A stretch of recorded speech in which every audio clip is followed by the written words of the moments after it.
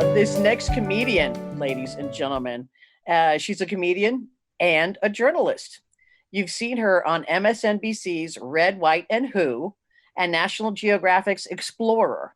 She's currently the host of Newsbroke on AJ Plus and the Bituation Room podcast.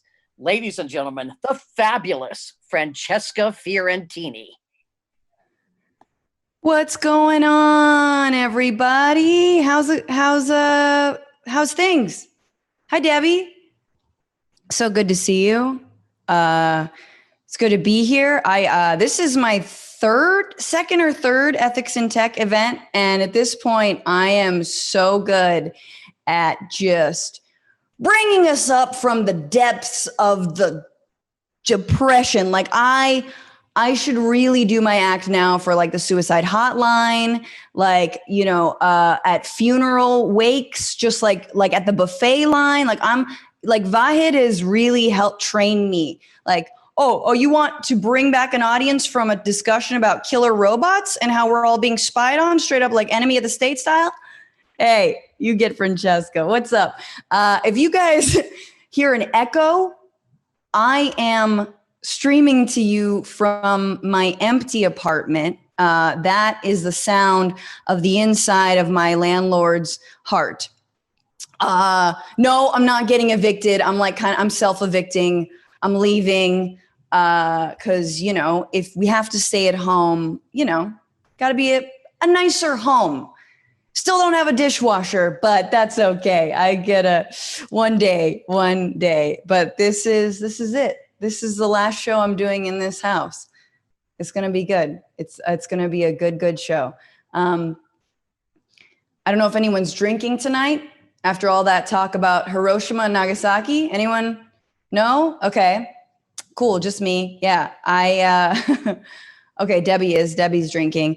I think it'll be weird when all this is over to go back drinking with other people.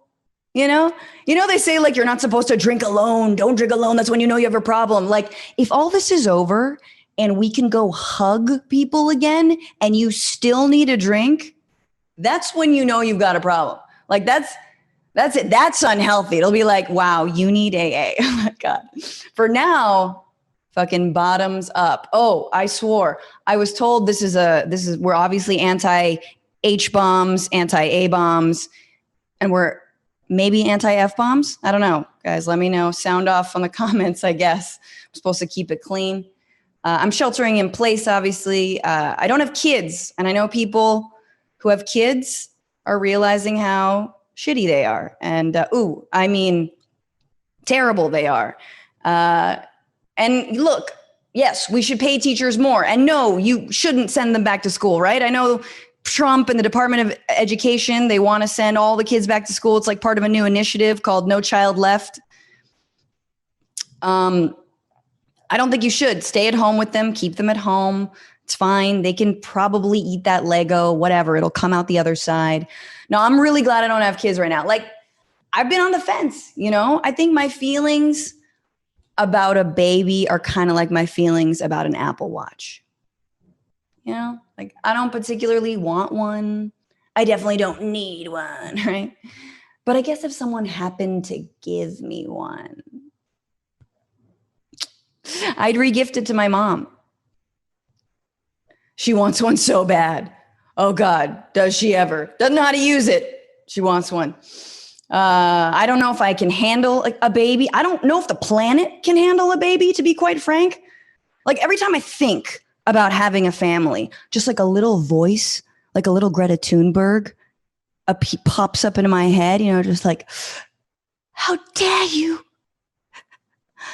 You can't even start a budget and you want to start a family. You can't even keep an air plant alive. All they need is air.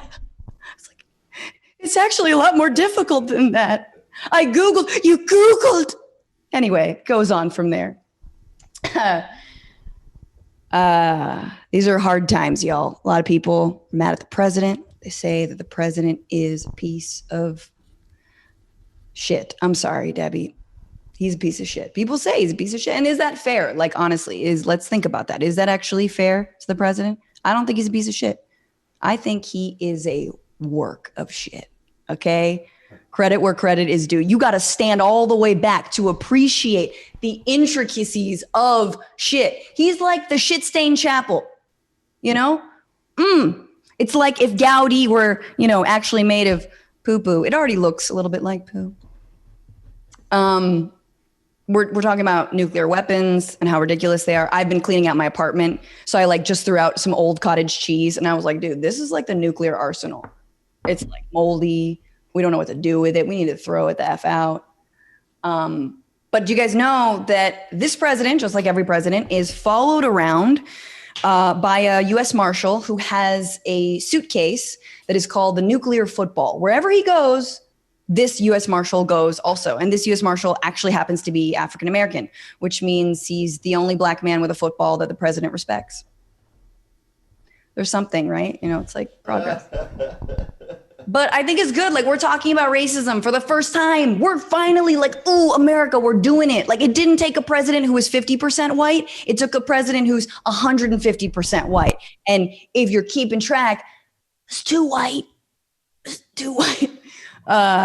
We have to refight the civil rights movement right now. That's what we're doing. Refighting it. And it kind of makes you realize that maybe we're devolving just as a species overall. One day we're going to wake up, we won't be able to scroll because our opposable thumb is going to be gone. We have to fight all these fights that we fought before. Pretty soon we're going to have to take to the streets with signs that are just like, gravity matters. With like Sir Isaac Newton and an apple, like, oh.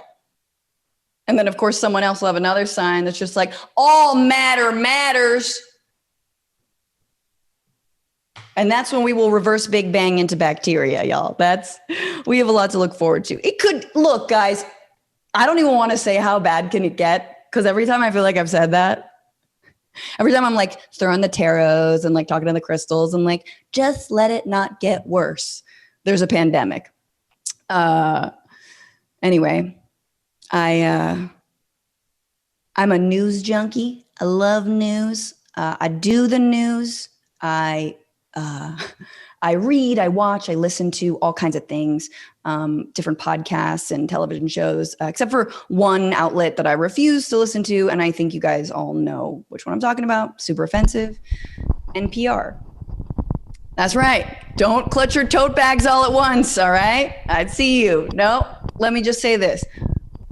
FNPR. Okay. I hate NPR. That's right. You heard me. Why? Because at a time when like nothing is chill. Do you ever feel like NPR reporters are just way too chill? Like, it doesn't matter what's going on in the country. 150,000 people are dead from a killer virus that there's no vaccine for. Continents are on fire. Nazis are back. NPR reporters always sound like they're in a spa and a chalet in Aspen. Good evening. I'm Kai Rizdal. President Trump is actively encouraging his supporters to spread the coronavirus, and I have a hot towel around my scrotum. Why are you happy? Or like, good evening, I'm Windsor Johnston. Hundreds of migrant children will never be reunited with their families, and tiny fish are eating the dead skin off my toes.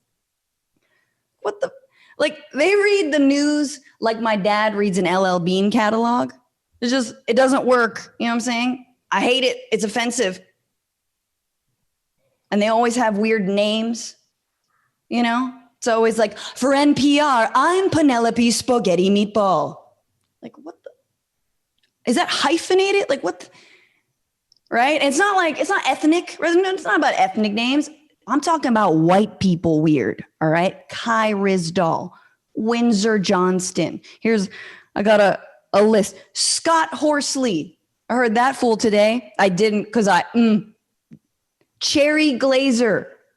That's a real name. Sandon Totten. Nell Greenfield Boyce. Dina Temple Raston. These are all names of people who grew up in a household with 3 parents, Like they ate chickpea flour till they were 18. And they had pizza for the first time. They're like, ooh. Mandalit del Barco. Mandalit del Barco. That's not a name.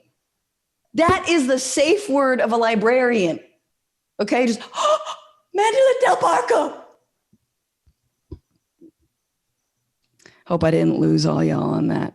Let me go over my jokes. Guys, I think that's it for me, but I'm so happy to always do this show. Thank you, Vahid. Thank you to Debbie. Love to Will. I loved seeing him, and love to all of you for doing this incredible work. Moment of sincerity. And thank you for giving me almost pretty much the hardest job in comedy.